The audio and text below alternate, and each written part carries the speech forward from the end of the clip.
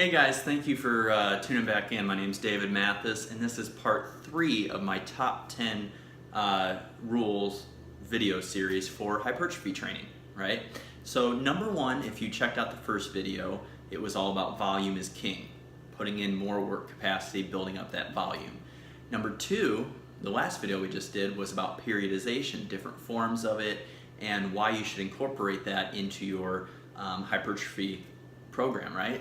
Number 3, this is all about failure, right? And not going to failure on every single set that you do, especially on compound movements. This would be your squat, your bench, your deadlift, your overhead press. Things that involve compound movements involve large muscle groups and a large amount of muscle groups involved, right? So let's talk a little bit about why you would not want to go to failure on compound movements when your goal is hypertrophy training, right? Well, in order to kind of illustrate this a little bit more, we need to go back to the other videos, right? We need to understand, first of all, that we want to get the most amount of volume in throughout the week, right? We also want to break down, periodize that training into different intensity levels so that we can recover enough in order to get that volume in during the week. So when you go to failure, and there's different types of failure. There's physical failure, and then there's technical failure. What I'm talking about here is like physical exhaustion failure, to where like your body cannot do another rep. That's the kind of failure I'm talking about in this video that you want to avoid, especially on compound movements. Now, going to technical failure is okay because that usually means that you actually have a couple more reps left in the set, right? Technical failure means when your form starts to break down, and that's what we want to avoid going past that, because that's when injuries happen. Now, when injuries happen, that's when you're out from training, right? You cannot accumulate enough volume for muscle growth if you're not in the gym training. So that's why going past technical failure is not a good idea for compound movements when your goal is for hypertrophy training. Now, what else does this do? Going to failure also, it messes with your central nervous system, your CNS. Your CNS is very, very critical to moving large amounts of weight over a long course duration, right? If your central nervous system is fatigued and you can't get in the gym to train, it's messing with your hormonal balance in your body. Your muscles are not going to get the right signaling in order to grow. You're not going to be able to get enough volume in because you're not going to be able to train often enough, frequent enough, in order to accumulate those sets and those reps needed to stimulate muscle growth. So going to failure, past technical failure on compound movements increases the risk of injury, and it increases cortisol over a long amount of time. Now, acute cortisol raises in your body is okay for muscle growth, but when it becomes chronic, which sometimes, I don't like to use the term overtraining because very few individuals actually reach the overtraining kind of threshold, but for most of you guys watching, you're probably thinking overtraining is when you're tired and you get injured and you can't train, you get sick.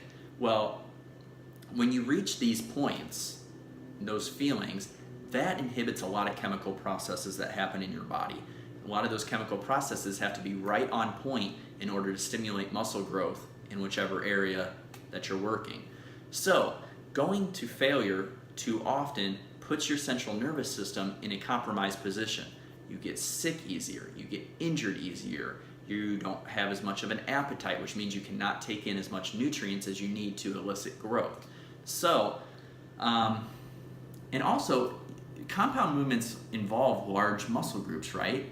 They take longer to recover than small muscle groups. You can work your biceps, your triceps, your calves, your forearms. You could work those 3, 4, maybe even 5 times a week if you periodize your training correctly, going back to the last video. But with compound movements, they take such a taxing toll on your system that you need to be recovered enough in order to maximize the hormonal response you get from those movements and use that to elicit a muscle building response in your body to grow larger muscles, stronger muscles.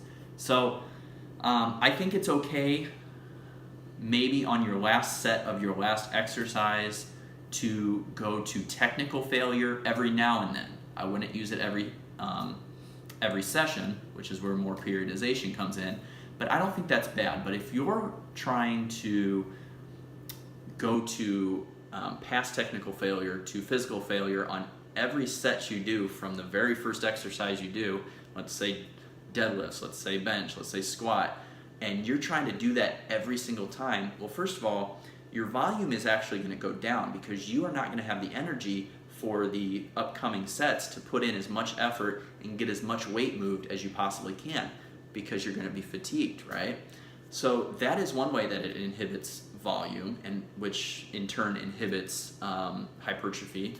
And the other way is also it's just going to bog you guys down. I mean, take it from me, someone in the past who, this is why I'm doing this series, is because I made a lot of stupid mistakes many years ago, right? Where I could be a lot further along right now than I am.